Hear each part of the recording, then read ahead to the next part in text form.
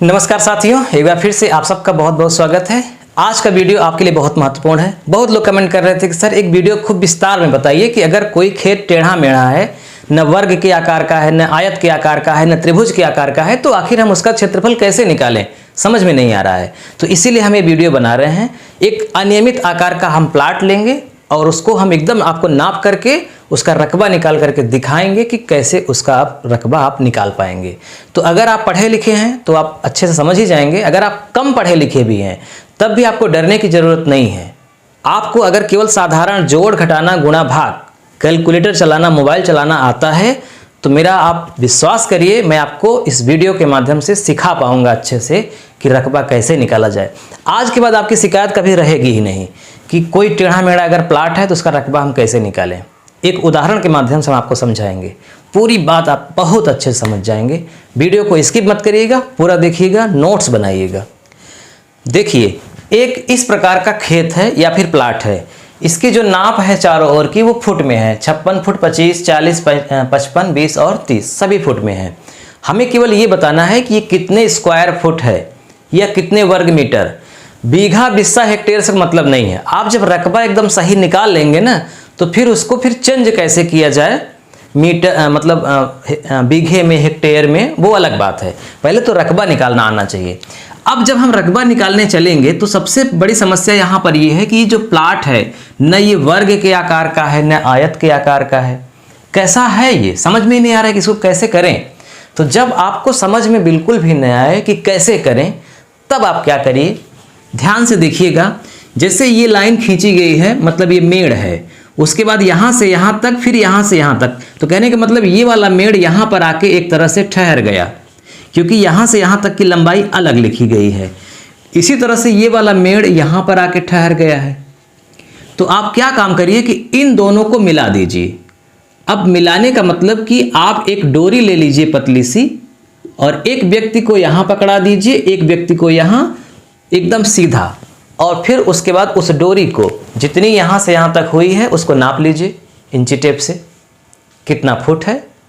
तो जैसे इसे नापा है वैसे ही आपने इसको भी नाप लिया, ठीक है। अब इसके बाद इसको आपने नाप लिया तो मान लीजिए कि ये आ गया 41 फुट, ठीक। ये कैसे आया? नापने के बाद जैसे आपने इसको नापा 20 फुट आया, वैसे ही इसको आपने नापा तो 41 फुट आया। अब ये तो दो प्लाट हो गया, एक तरह से एक ही प्लाट में दो भाग हो गए। लेकिन अभी भी जो दोनों भाग हैं उसका भी आप क्षेत्रफल अलग अलग नहीं निकाल पाएंगे, क्योंकि ये वाला जो है इसकी भी चारों भुजाएं अलग अलग हो गई, इसकी भी चारों भुजाएं अलग अलग हो गई। तब क्या करें? तो जब चारों भुजाएं अलग अलग होती हैं तब क्या तरीका होता है कि उसके भी हम दो भाग कर देते हैं। यानी इसके भी दो भाग कर दीजिए, इसके भी दो भाग कर दीजिए। तो दो भाग कैसे करेंगे? या तो यहां से यहां मिला दीजिए लाइन, या फिर यहां से यहां मिला दीजिए, जो आपको सुविधा हो।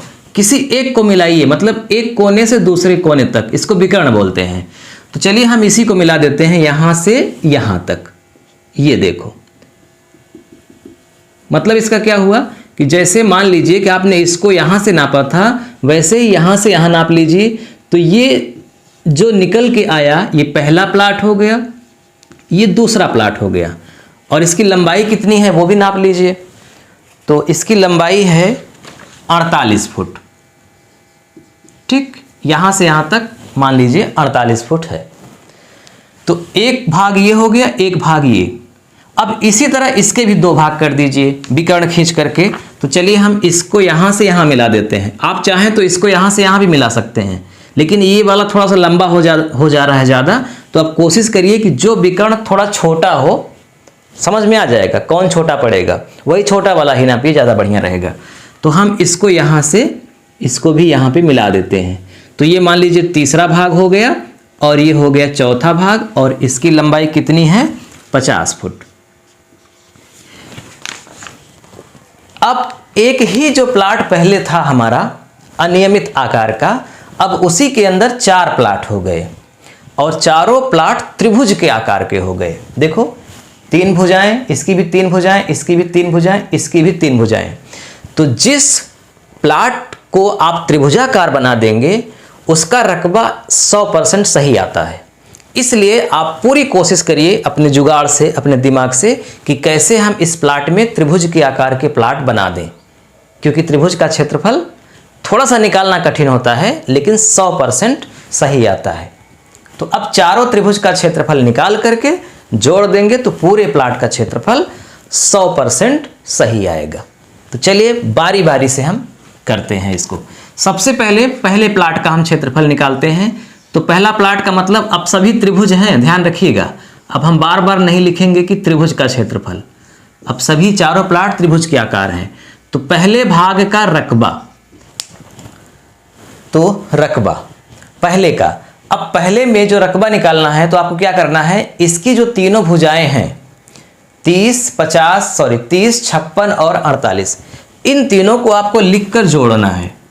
30, 56 और 48।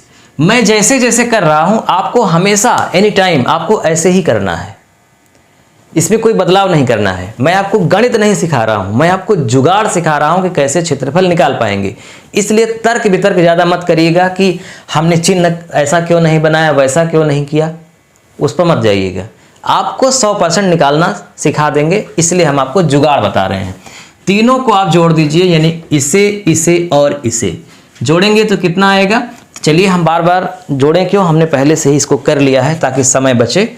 134 आएगा सबको जोड़ने पर।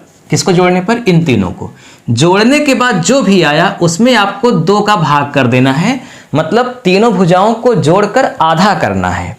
तो कितना हो जाएगा, 67 आ गया। अब आपको करना क्या है, 67 को लिख करके गुणा के चिन्ह लगा करके 3 संख्याओं को और लिखना है। कौन कौन सी 3 संख्याओं को,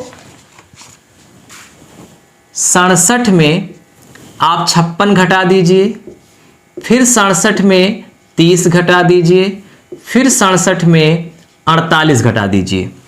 मतलब जो आया है इसमें से तीनों भुजाओं को बारी बारी से घटाना है। तो 7 में 6 गया 1, 6 में 5 गया 1, कितना आ गया 11। जो आए उसी को यहाँ लिख दो। फिर क्या हो गया, 7, 6 में 3 गया 3, 37, 17 में 8 गया 9, 5 में 4 गया 1, 19। हमने किया क्या, पहले तीनों भुजाओं को जोड़ करके आधा किया, उसको लिख दिया, फिर उसी में से बारी बारी से तीनों भुजाओं को घटा दिया और घटाकर गुणा के रूप में यहाँ पे लिख दिया। तो क्या आ गया, 67, 37, 11, 19, 37, 11, 19, ठीक। और इनका अब गुणा कर दीजिए। यहां तक करने के लिए कोई भी समझदारी की बात नहीं है, कोई भी समझ सकता है, बहुत ज़्यादा दिमाग मत लगाइए अभी आप। इन तीनों का गुणा करिए। गुणा कैसे करेंगे, कैलकुलेटर है, मोबाइल है, उसमें डायल करिए। 67 गुणित 11 गुणित 37 गुणित 19 मल्टीप्लाई हो गया। कितना आ गया, 51, 81, 11, 51, 81, 11 आ गया गुणा करने पर। ये जो गुणा करने पर आया, दरअसल ये रकबा नहीं है, ये जो आया है इसका वर्गमूल निकालना ही रकबा है। इसका वर्गमूल निकाल दीजिए, वही रकबा है। स्क्वायर रूट बोलते हैं वर्गमूल को अंग्रेजी में। वर्गमूल कैसे निकालेंगे, हमने इस पर वीडियो बनाए हैं, आप चाहें तो लिंक है डिस्क्रिप्शन में, वहां से देख लीजिएगा। लेकिन आप गणित नहीं सीख रहे हैं, आप पैमाइश सीख रहे हैं, तो आप क्या करिए, कैलकुलेटर में जाइए, वहां वर्गमूल का चिन्ह रहता है ऐसे सब में। मोबाइल में जाएंगे वहां भी रहेगा, स्पेशल कैलकुलेटर लेंगे उसमें भी रहेगा। इस वाले चिन्ह को, बटन को दबा दीजिए, उसके बाद ये नंबर डायल कर दीजिए उसमें 51, 81, 11 और अपने आप निकल के आ जाएगा पूरा एक्यूरेट 719.79 और आएगा। लेकिन आपको 2 पॉइंट तक लिखना है बस, वर्ग फुट। ये हो गया पहले प्लाट का क्षेत्रफल। प्लाट तो एक ही है, मतलब प्लाट में पहले भाग का क्षेत्रफल, जिसकी भुजा 30, 56 और 48 है। ऐसे ही आपको सभी करना है, तीनों करना है। तो हम यहाँ पे तीनों को आपको करके दिखा देते हैं। थोड़ा सा धीरज रखिए, अगर पूरी बात यहाँ नहीं समझ पाए हैं तो आगे समझ जाएंगे। दूसरे वाले में क्या है, 48, 25, 41। फटाक से इन तीनों को जोड़ दीजिए, 48, 25, 41। ये वाली भुजा दोनों में कॉमन है, यानी इसमें भी की जाएगी और इसमें भी की जाएगी। 48, 25, 41, 48, 25, 41 जोड़ करके आधा कर दीजिए तो 114 आएगा, फिर आधा करेंगे तो आ जाएगा 57। और अब आपको लिखना है 57 गुणित इसी 57 में इन तीनों भुजाओं को फिर से घटाकर, जैसे आपने ऊपर किया था वैसे ही यहां भी घटाकर लिख दीजिए। 57 में 48 घटाइए, 25 घटाइए, 41 घटाइए, तो घटा दीजिए तीनों को बारी बारी से। तो 48 घटाएंगे तो कितना आएगा 9, 25 घटाएंगे तो कितना आएगा 32, फिर 57 में 41 घटाएंगे तो कितना आएगा 16। अब हम समय बचाने के लिए थोड़ा जल्दी कर रहे हैं। इन तीनों का यानी इन चारों का गुणा करिए, 57, 9, 32, 16 गुणा कर दीजिए तो आ गया 26, 26, 56, 26, 26, 56। और इसका फिर से क्या करना है, वही जैसे आपने ऊपर किया था, वर्गमूल का चिन्ह दबाइए और 26, 26, 56 लिख दीजिए तो आ जाएगा 512, 49, 512.49 वर्ग फुट। दोनों का क्षेत्रफल हो गया। तीसरे का कर लीजिए। तीसरे का 20, 41, 50, देखो 20, 41, 50 जोड़ दीजिए। 20, 41, 50 कितना हो जाएगा, हमने जोड़ा है पहले से ही। 20, 41, 50 111। 111 में फिर से 2 का भाग कर दीजिए, 55.5, 55.5 हो गया। और अब 55.5 गुणित इसी में से फिर तीनों भुजाओं को घटाकर लिख दो। 20 घटाओ, 41 घटाओ, 50 घटाओ, तीनों को घटा दीजिए। 35, 14, 5, 35.5, 14.5, 5.5, तीनों को बारी बारी से घटाकर अब सबका गुणा कर दो। इन चारों का गुणा करने के बाद आएगा 157, 127.43 और फिर से इसका वर्गमूल आप निकाल दीजिए जैसे ऊपर कर रहे थे। तो 396.39 वर्ग फुट। कुछ लोग हमारे व्हाट्सएप पे कमेंट किए थे कि सर आप कॉपी में लिखे रहते हैं वही देख कर लिख देते हैं, हमको समझ में नहीं आता। तो मुझे बड़ा आश्चर्य हुआ कि ऐसे कैसे हो सकता है। पूरी बात तो हम बता रहे हैं। अगर हम अब इसका गुणा करके आपको दिखाएंगे कि 55.5 का 35.5 में गुणा करिए, तो गुणा ही करते समय 5 मिनट लग जाएगा। फिर इसका ये तो मतलब एक ही प्लाट का क्षेत्रफल निकालने में घंटों लग जाएगा। जबकि आप फील्ड में भी ऐसा नहीं करोगे, फील्ड में भी कैलकुलेटर का इस्तेमाल करोगे, क्योंकि इतनी संख्याएं बड़ी बड़ी कौन करेगा, गलत होने का चांस है ना। आपकी परीक्षा तो हो नहीं रही है कि सामने गुरुजी बैठ करके देखेंगे कि आप गुणा आता है कि नहीं। अब तो मोबाइल का ज़माना है, कैलकुलेटर का ज़माना है, तो क्यों गुणा हम करेंगे, कैलकुलेटर से ही करेंगे। अब इसी तरह से चौथे वाले का भी देख लीजिए। तो आपको केवल नियम समझना है बस। चौथे वाले में 50, 40 और 55 ये तीनों भुजाएं, 50, 40, 55 सबको जोड़ दीजिए, कितना हो जाएगा 145। 145 में फिर 2 का भाग कर दीजिए, 72.5 हो जाएगा। अब फिर से उसी तरह 72.5 लिख करके इसी में से इन तीनों को घटा करके बारी बारी से लिख दो। तो एक बार क्या घटाएंगे, मतलब 50 को घटाएंगे, 40 को घटाएंगे, 55 को घटाएंगे, सभी घटा दीजिए।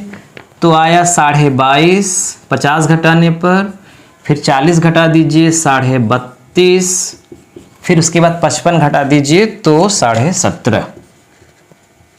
और इन चारों संख्याओं का गुणनफल कितना हो जाएगा 92, 77, 73, 92, 77, 73.43। और फिर से ऊपर की तरह जैसे सब में वर्गमूल निकाला गया वैसे इसका भी वर्गमूल निकाल दीजिए। 669 और 20, तो 969.20 वर्ग फुट। चारों प्लाट का क्षेत्रफल निकल गया, पहले का, दूसरे का, तीसरे का और चौथे का। सब का अब जोड़ दीजिए, मतलब इसको, इसको, इसको और इसको। तो चलिए यहीं पे हम लिख देते हैं 719.79 धन। दूसरे वाले का कितना है 512.49 धन।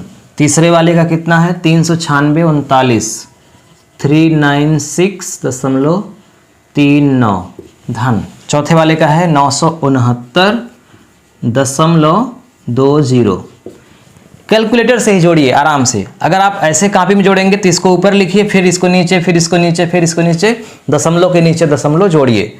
अपने से भी जोड़ लीजिए, कैलकुलेटर से भी जोड़ लीजिए, ताकि दोनों में मैच हो जाए कि हाँ सही आया है। 2597.87 2597.87 वर्ग फुट। ये है रकबा इस पूरे खेत का, जिसमें पहले हमने इन तीनों भुजाओं को नहीं बनाया था, ऐसे ही उसका चौतरफा नाप था। तो इस पूरे प्लाट का क्षेत्रफल 2597.87 वर्ग फुट 100% सही, न कम है न ज़्यादा है, अनुमानित आंकड़ा नहीं है, एकदम सही है। तो आपका रकबा निकल गया। ऐसे ही आपको करना है। अब मैं आपको संक्षिप्त में बता देता हूं कि जब आपका रकबा निकल जाए तो चूंकि हेक्टेयर और एकड़ की माप पूरे भारत में सेम है, कहीं बदलने वाली नहीं। बीघे और बिस्से की माप यानी कि कट्ठे की माप हर जगह अलग अलग होती है। तो वो आप अपने हिसाब से करेंगे, देखेंगे कि कितने वर्ग फुट का बिस्सा है। जैसे मान लीजिए कि आपके यहाँ अगर 1200 वर्ग फुट का बिस्सा है या कट्ठा है, तो इसी में आप 1200 का भाग करेंगे तो कट्ठा बन जाएगा। 2000 वर्ग फुट का कट्ठा है तो 2000 का भाग करेंगे तो कट्ठा बनेगा। जितना है वैसे ही करना पड़ेगा। लेकिन हम आपको एक पूरा डाटा जो पूरे भारत में चलता है वो क्या चलता है, हेक्टेयर। तो इसको हेक्टेयर में कैसे बदलें ये हम आपको बता देते हैं। देखिए, हेक्टेयर में बदलने के लिए आपको इसी में 1,07,639 का भाग करना है, क्योंकि एक हेक्टेयर में 10,000 वर्ग मीटर होता है। तो जब आपने मीटर से नापा था तो वर्ग मीटर में क्षेत्रफल आएगा, फिर आपको 10,000 का भाग करना है तो वो हेक्टेयर बन जाएगा। लेकिन आपने फुट में नापा है तो फुट में रकबा आया है, तो एक हेक्टेयर में 1,07,639 वर्ग फुट होता है। इसलिए आपको फुट वाले का भाग करना है 1,07,639 का। तो कितना आ जाएगा 0.0241 और अब आगे लिखा जाएगा ये हेक्टेयर। यानी आपके पास अगर खतौनी हो और इस तरह का खेत हो तो उसमें यही रकबा लिखा रहेगा, ठीक है। और अगर वर्ग मीटर में इसको बदलना है तो यहां से भी वर्ग मीटर बन जाएगा। 10,000 का गुणा कर दो तो 241 वर्ग मीटर हो गया, और वर्ग मीटर यहां से भी हो जाएगा। वर्ग फुट से डायरेक्ट वर्ग मीटर बनाओ तो 10.7639 का भाग कर दो। तो जब भी आपको रकबा निकालना हो, चाहे मीटर में लंबाई हो, चाहे लट्ठे में लंबाई नापी गई हो, चाहे फुट में नापी गई हो, चाहे कड़ी में नापी गई हो, चाहे जरीब में, चाहे जिसमें नापी गई हो, आपको इसी तरह करके करना है। अगर यही लंबाई मीटर में होती, 56 मीटर, 30 मीटर, हर जगह मीटर होता, पूरा प्रोसेस यही होता। यहां पर जो लास्ट में हम लिख देते थे फुट, ये देखो वर्ग फुट, तो आप लिखते यहां वर्ग मीटर, वर्ग मीटर, वर्ग मीटर, लास्ट में वर्ग मीटर। बाकी नियम नहीं बदलता, बाकी अंक भी नहीं बदलता, वो वही आएगा। भाई 2 फुट का 2 फुट में गुणा करोगे तो 4 आएगा, और 2 मीटर का 2 मीटर में गुणा करोगे तब भी तो 4 आएगा ना। तो उस संख्याओं का मान तो नहीं बदलेगा, केवल शब्द बदल जाएगा। अगर यहीं पे लट्ठा हो, 56 लट्ठा, हर जगह लट्ठा, तो यहाँ पे लिखा जाएगा वर्ग लट्ठा। फिर आपको पता करना है कि 1 बीघे में कितने वर्ग लट्ठा होता है या 1 हेक्टेयर में कितने वर्ग लट्ठा होता है, फिर उसके हिसाब से करना है। जरीब से करना है, 56 जरीब, 30 जरीब, 48 जरीब, तो यहाँ पे क्या लिखा जाएगा वर्ग जरीब, यानी कि स्क्वायर जरीब या स्क्वायर चैन। तो अब आप समझ गए होंगे कि दरअसल हमको करना इसी तरह से है, चाहे नाप फुट में हो, मीटर में हो, चाहे जिसमें हो। तो आज बस इतना ही। मुझे पूरा भरोसा है कि आपको मैं अच्छी तरह से समझा पाया हूँ। फिर भी अगर कोई डाउट्स रह गया है, कहीं भी कोई पॉइंट मिस हो गया है, तो आप ज़रूर कमेंट करिएगा। हम अगले वीडियो में आपको और विस्तार से समझाएंगे और आपको हर हाल में समझा कर ही मानेंगे। अपने सुझाव कमेंट बॉक्स में ज़रूर लिखिएगा। मिलते हैं नेक्स्ट वीडियो में, तब तक के लिए नमस्कार।